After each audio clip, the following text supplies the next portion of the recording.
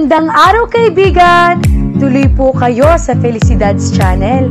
Sa mga kwento ng buhay at pag-ibig na hinalukay sa natatagong baul ni Felicidad. Pero bago po tayo magpatuloy, huwag niyo pong kalilimutan na i-like ang video, i-subscribe ang channel, at i-click ang notification bell para lagi kayong updated sa mga parating pa na upload.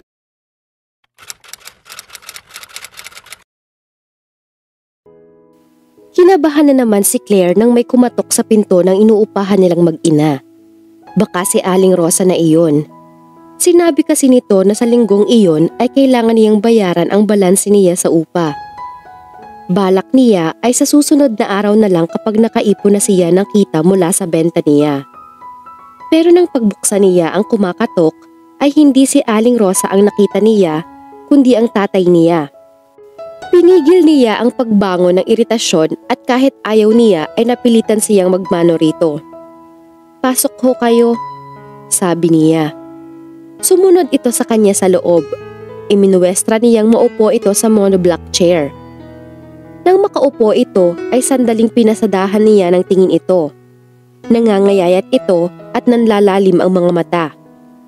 May hinala siyang nagdodroga ito.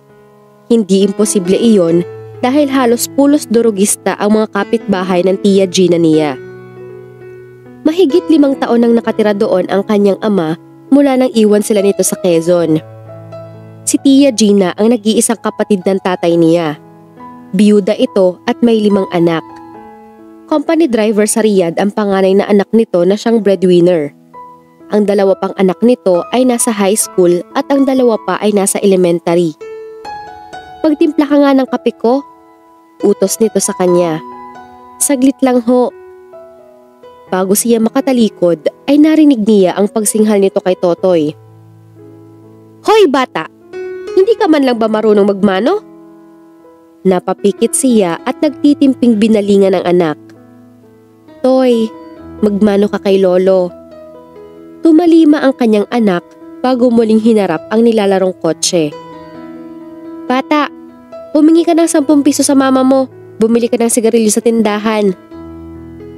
Napabuntong hininga siya habang sinasalina ng mainit na tubig ang coffee mug.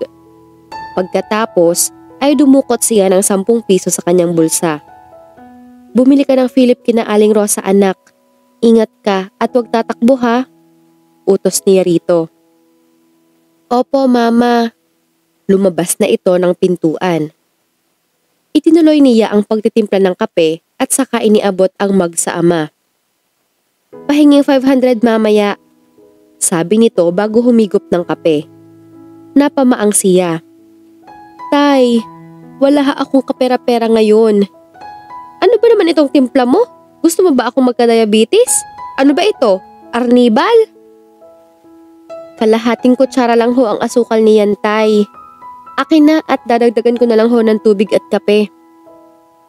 "Hindi mo ba ako mabibigyan ng 500? Sabi nito, hindi na iniabot ang mug sa kanya. "Gipit ho ako ngayon, tay."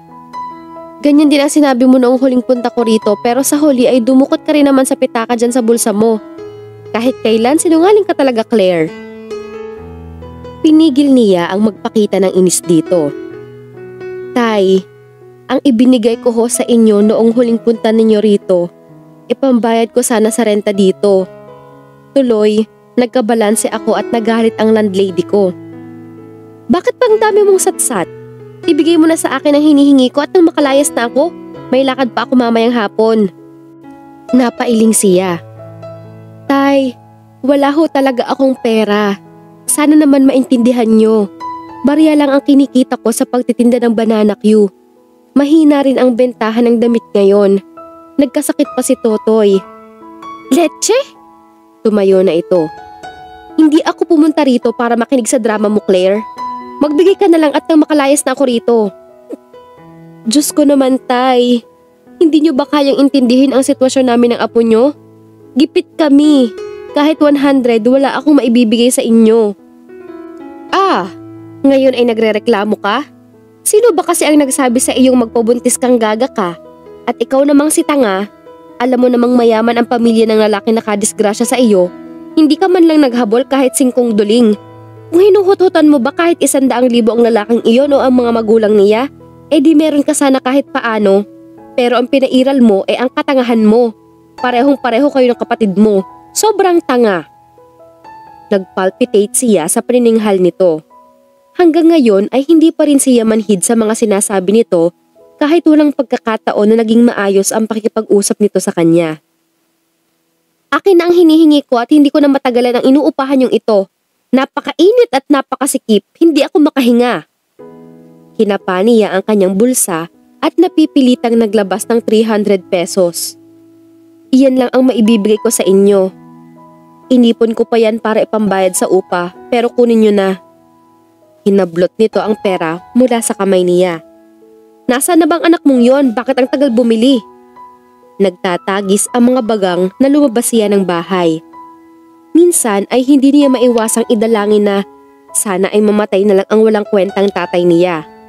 Ang kaso, tama ang kasabihan na ang masamang damo ay matagal mamatay. Nakasalubong niya si Totoy na dala na ang sigarilyo. Mama, punta ka raw Aling Rosa maya. Sabi nito, magbayad ka raw. Napakagatlabi siya. Ano na naman kaya ang idadahilan niya sa masungit na landlady niya? Ikalawang araw pa lang ni Aki at Mika sa resort sa Siargao, pero pakiramdam ni Aki ay mahigit 1 linggo na silang magkasama ng dalaga. Nakakaramdam na siya ng pagkabagot. Kung pwede lang na iparebook na niya ang tiket nila para makabalik na sa Maynila bukas ng umaga mismo. But he didn't have the heart to do it. Lalo at nakikita niyang nag-e-enjoy si Mika sa lugar na iyon. First time daw nito sa Siargao. Napatingin siya sa may pinto nang bumukas iyon at iniluwa si Mika. Socialite ito na nagmula sa isang mayamang angkan sa Batangas. Sexy at matangkad ito. Naka-white shorts at hanging blouse lang ito at walang suot na bra kaya animo nagdidribble ang mga dibdib nito sa paglalakad. Honey, gusto ko ng Swedish massage there in the balcony. Malambing na sabi nito nang makalapit sa kanya at nangunyapit sa leeg niya. Sure. How about you? Mamayang hapon na lang. Okay, I'll take a bath muna. Inintalan siya nito ng halik sa mga labi bago nagtungo sa bathroom na nasa sulok ng kinaroroonan nilang superior villa. Maya-maya lang ay naririnig na niya ang lagaslas ng tubig mula sa loob ng banyo. Tumayo siya mula sa pagkakaupo sa side couch at saka nagtungo sa malaking lounging balcony ng silid nila.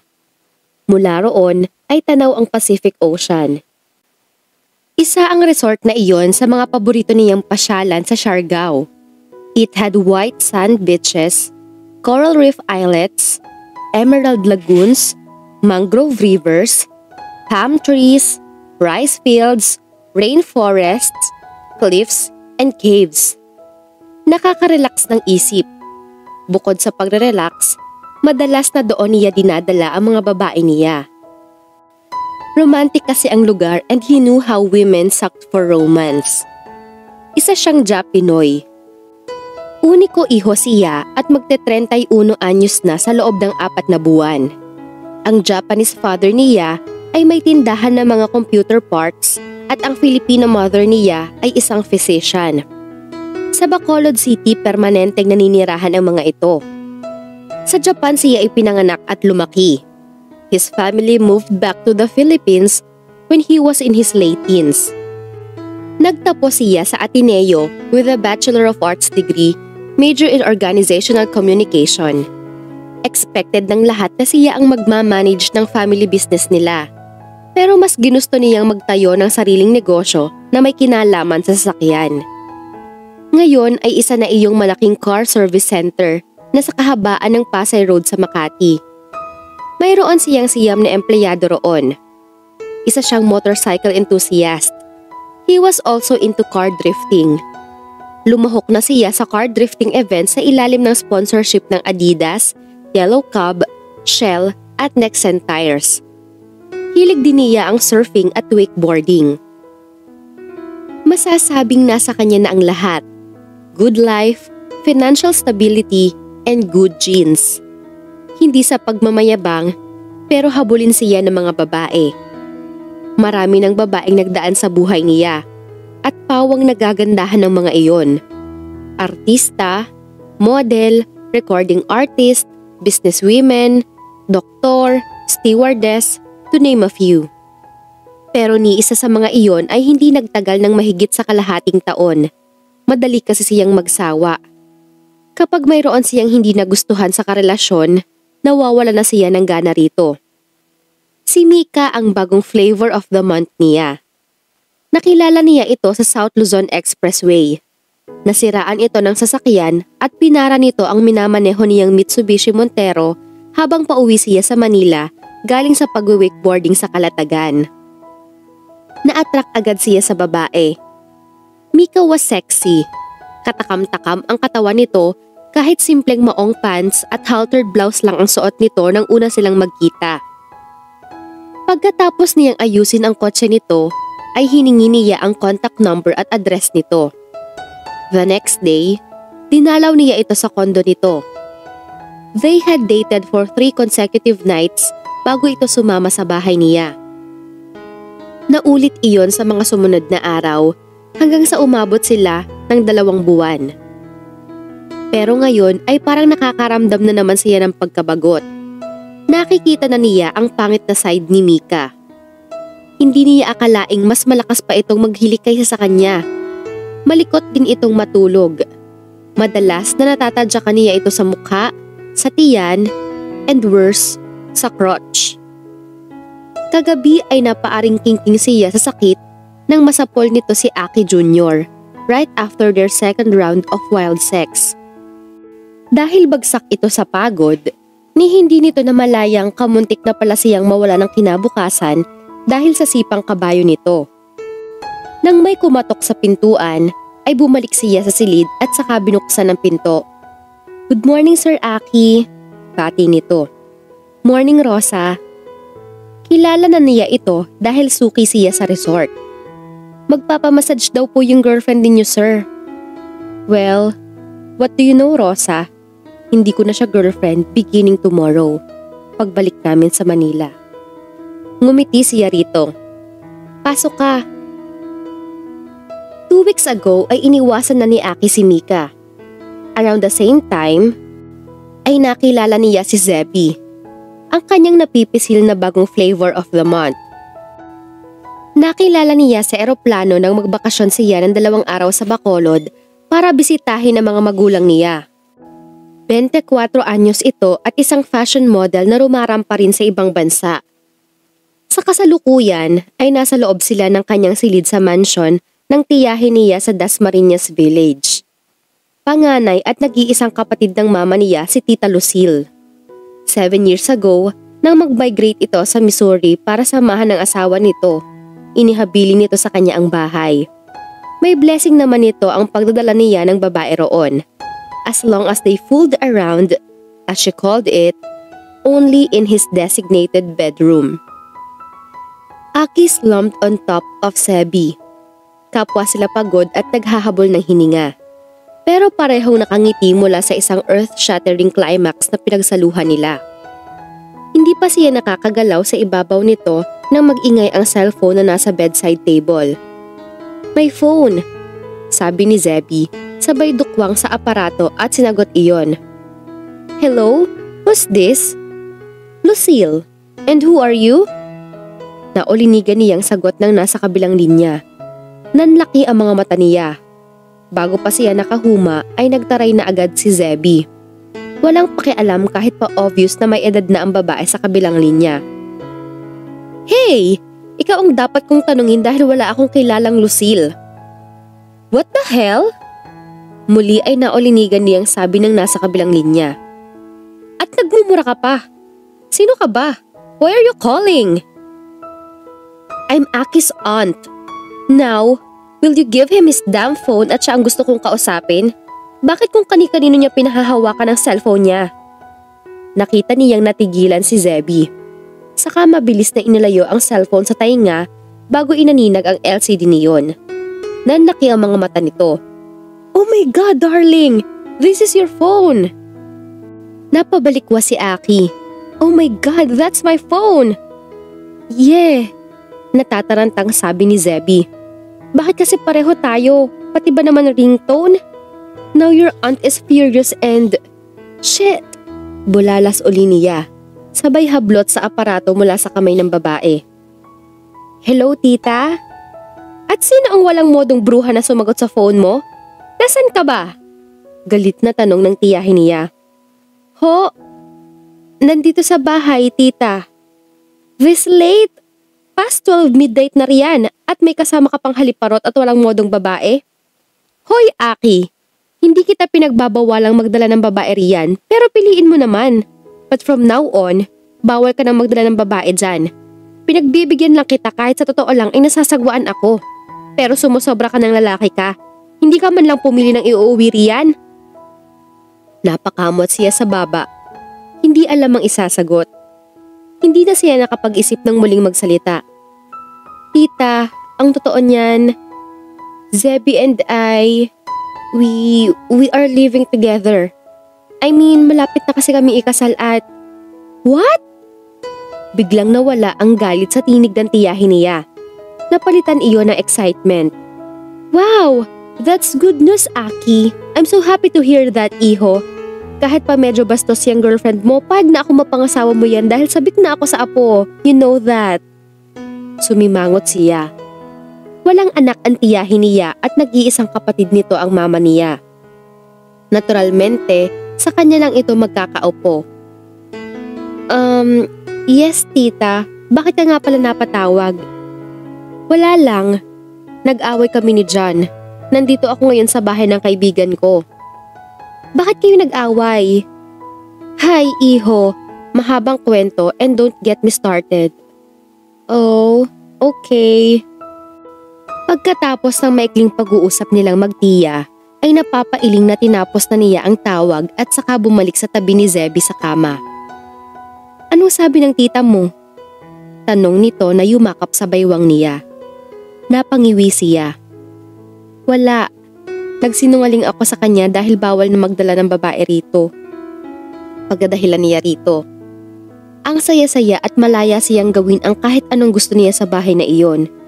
Pero sinira nito iyon. Nabwisit siya rito. Bakit naman kasi hindi mo man lang tiningnan muna kung kaninong cellphone ang hinagip mo? Iritadong tanong niya rito. Aba malay ko ba? Pareho rin tayo ng ringtone. Bakit ganon? Napailing siya. Naiirita na talaga siya rito. Sa tingin niya ay may pagkatonta talaga ito. Nakalimutan mo na ba? Ikaw ang naglagay ng ringtone na yan sa cellphone ko. Kung bakit naman kasi… Hindi na lang niya itinuloy ang sasabihin. Sa halip na mag-guilty at mag-apologize, humagikik pa ito. That stupid girlish giggle that almost made him want to wring her beautiful neck. Oo nga pala no. Napabuga siya ng hangin. Saka na lang siya mag-iisip ng idadahilan sa kanyang tita Lucille pagkalipas ng isang buwan. Sasabihin niyang hindi niya nakasundo ang ugali ni Zebby kaya naghiwalay na sila. Tutal, naranasan naman ito mismo ang sabi nga nito ay kawalang modo ng babae. Well, life's as simple as ABC Matsunaga. Madaling araw na mag-eskandalo ang lumang cellphone ni Claire. Mabilis na dinampot niya ang aparato nang makita ang pangalan ng nanay niya sa screen. Nay, ano nangyari? Kinakabahan na tanong niya rito nang sagutin ang tawag. Claire, nasa ospital kami ngayon. Bungad ng kanyang ina, paos ang tinig nito. Bakit nay? Ano nangyari kay ate? Hindi si Lorna, ang pamangkin mo. Hindi siya makahinga at nangingitim ang mga labi at kuko. Pinayuhan na kami ng mga kapitbahay natin na isugod na sa ospital. May congenital heart disease si John. May butas ang puso nito at barado ang ilang ugat. Sa unang 3 taon nito, hindi naman agad nagmanifest ang mga sintomas gaya ng pangingitim na mga kuko at labi. Hindi pa ganoon kaumbok ang dibdib nito at normal pa ang paghinga nito. Pero nang mag-4 na taong gulang na ito, nagsimula na itong magpabalik-balik sa ospital. Ang sakit ni John ang nagtulak sa ate Lorna niya na mag-apply sa Japan. Pero sa malas, Napariwara ito sa halip na guminhawa ang buhay para sa anak. Ang maliit na lupaing minana ng nanay nila sa mga magulang nito ay naibenta na para may maipantusto sa pagpapa-ospital sa kanyang pamangkin. Kailangan maoperahan si John sa lalong madaling panahon, Claire.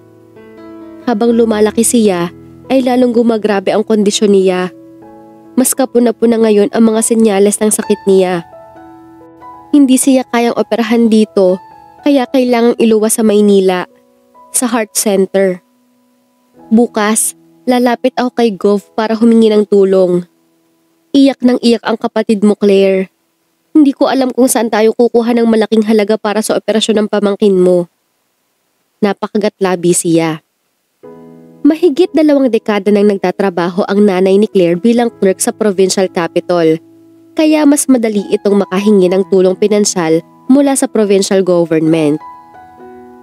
Nagbigay ang gobernador ng 10,000 pesos cash at ipinagamit ang isang van nito para madala sa Metro Manila si John, sa Philippine Heart Center na dumiretso ang mga ito. Ano ng development kay John?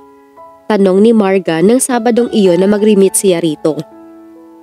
Nasa ospital pa rin. Pupunta si nanay sa PCSO. May ibinigay na referral letter si Governor sa kanya. Mabuti na lang nga at may kakilala si Gov sa PCSO. Sana mapadali ang proseso para ma-schedule ng operasyon ni John. Dapat daw kasi may nakahanda ring pera bago siya i-schedule eh. Napakagatlabi siya. Malaking halaga ang kakailanganin, ate. Aabot daw ng 250,000 ng operasyon. Iyon ang sinabi ng doktor kay nanay. Sus Mariosep, saan naman kayo kukuha ng ganoon kalaking halaga? Iyon nga ang problema, ate Marga. Mahirap din daw ang proseso sa PCSO o kaya ay kahit sa PAGCOR. Kada araw kasi ay marami raw lumalapit doon para humingi rin ng tulong. Hindi ako makatulog ng maayos sa nagdaang mga gabi, ate Marga. Naaawa ako sa pamangkin ko. Saka kay ate. Alam kong hindi niya kakayanin kapag may nangyaring hindi maganda kay John. Baka lalong mag-breakdown iyon. Diyos ko, kung may magagawa lang ako. Pero sa tindi ng krisis ngayon, baka kahit 50,000 ay hindi kami makakuha. Nag-iinit ang mga matang sabi niya. Tuluyan na sana siyang mapapaiyak nang matigil ang kwentuhan nila dahil sa biglang pagdating sa shop ng boyfriend ni Marga na si Benji. Ipinakilala sila ng babae sa isa't isa. Oh, bakit lukot ang mukha mo? Ngumiti ka para lalong lumutang ang beauty mo. Biro ng lalaki sa kanya. Tinapik ni Marga ang balikat nito. Malaki kasi ang problema ni Claire, honey. May sakit sa puso ang pamangkin niya. Dapat maoperahan ASAP pero kailangan nila ng 250,000 para sa operasyon. Napapalatak ang binata. Malaking pera nga iyon. Nakipagkwentuhan muna siya sa Magnobio bago dumiretso sa Philippine Heart Center. Wala siyang choice kundi ipakiusap muna si Totoy sa isang kapitbahay. Nasa charity ward na si John at binabantayan ni Lorna nang dumating siya. Ate, kumusta na? Pilit itong ngumiti pero hindi man lang bumuka ang bibig. Tila napupunit ang puso niya sa nakikitang kalungkutan sa mga mata nito. Pinigilan niya ang pagluha habang hinahaplos ang likod ng nag-iisang kapatid. Palagi niyang kakampi ito at tagapagtanggol niya noong mga bata pa sila kapag minamaltrato siya ng kanilang ama. Hindi siya dapat magpakita ng kahinaan sa ate niya. Kailangan niyang palakasin ang loob nito. Pagkatapos yumakap sa kapatid ay hinarap niya ang ina. Anong sabi ng doktor ni John, Nay? Naka-line up na ang operasyon niya sa susunod na buwan pero kulang pa ang pera natin para doon. Maswerte tayo at kakilala ng hipag ni Governor ang director dito sa Heart Center kaya mabibigyan tayo ng discount sa total na bayarin sa operasyon at iba pa. Sabi ng doktor, yung cardio ni John, kailangan daw na magsagawa muna ng assessment bago i-schedule. Cardiac catheterization nga ang tawag doon? Sabi nito sa malungkot ding tinig. 50 hanggang 60,000 daw ang firoon. Diyos ko naman. Nanghihinang sambit niya. Halatang tulad niya ay nagpapakatatag at nagpipigil lang na umiyak ang nanay nila. Lalapit din ako sa charity foundation ng GMA7. Baka pala ring matulungan nila si John. Sana nga, Nay, sabi na lang niya. Kung sana ay may maitutulong man lang siya. Bumuntong hininga siya. Sa ngayon ay moral support at dasal lang ang kaya niyang itulong sa naghihinagpis na kapatid. Naramdaman ni Aki nang mag-inat si Zebby sa tabi niya pero hindi pa rin siya gumalaw at nagkunwaring natutulog pa. Pasado 7:00 pa lang ng umaga nang pasimpleng sumulyap siya sa bedside clock. Maya-maya lang ay bumangon na ang babae. Ramdam niya na nakatingin ito sa kanya. Nagpatuloy lang siya sa pagtutulog-tulugan. Darling? Anitong tinapik-tapik siya sa likod. Good morning. Morning. Kunwa ay inaantok pang tugon niya. Maaga pa ah. Yes, pero kailangan ko nang umalis. May photoshoot ako mamayang 10. Okay. Patamad na sabi niya. Tumikhi muna ito bago muling nagsalita. Darling, do you still remember what I told you last night? About your best friend who's getting married next week in Cebu at ikaw ang bridesmaid? Not that. Then what? Nakainom ako kagabi, hindi ko na matandaan. About my show in Singapore? Natatandaan niya iyon pero nagmamaang-maangan siya. Natu-turn off kasi siya rito. Humihingi kasi ito ng pera sa kanya para daw may pocket money ito sa pagpunta sa Singapore. Gusto raw nitong mag-shopping. Humihingi ito ng 100,000 pesos. Hindi naman siya nagrereklamo sa pera. Hindi siya kuripot. Okay lang kahit magkano ang magastos niya sa isang babae, basta ba voluntaryong ibibigay niya at hindi iyong ito mismo ang nanghihingi. Nakaka-turn off talaga. Bumangon na siya at bumaba sa kama. Still quite naked. Lumapit siya sa tokador at naglabas ng checkbook. Nagsulat siya roon bago iniabot iyon sa babae. Kitang-kita niya nang magningning ang mga mata nito. Pagkatapos ay niyakap siya nito at nangunyapit sa kanyang leeg. Thanks darling! Love you! Okay, I'll go back to bed. Inaantok pa ako. Sabi niya. Sige, maliligo na ako. Nahiga na uli siya sa kama. Narinig niya ang pagtulo ng tubig sa shower cubicle. Dati ay halos 1 oras kung mag-shower si Zebby pero ngayon ay inabot lang yata ito ng 5 minuto sa banyo. Pagkalabas nito ay mabilis na nagbihis ito. Halatang excited at may pagmamadali sa kilos. Maya-maya ng kaunti ay lumapit ito sa kanya at hinalikan siya sa batok. Aalis na ako darling. Sige, ingat. Matabang na tugon niya. I'll call you tonight, sabay tayong mag-dinner. Sabi nito. Not tonight, Zebby. Busy ako tonight. Okay, tawagan mo na lang ako kapag gusto mong magkita tayo, okay? O puntahan mo na lang ako at my place. Sure. Sa mga labi naman siya nito kinintala ng halik bago nagmamadaling lumabas na ng kanyang silid. Napahinga siya ng malalim. Kasabay ng pagdilat ng sumara ang pinto pagkalabas nito. Zebby was so pretty and sexy. Magaling din ito sa kama. Mukhang sanay na sanay ito. Napapaligaya siya nito tuwing nagniniig sila. But after this day, parang alam na niya ang sunod na mangyayari. Mawawala na siya ng gana rito. Napailing siya. Hindi ang tipo nito ang pagtsatsagaan niya. Isa sa mga pinakaayaw niyang ugali ng isang babae ang pagiging mukhang pera. Abangan ang susunod na kabanata.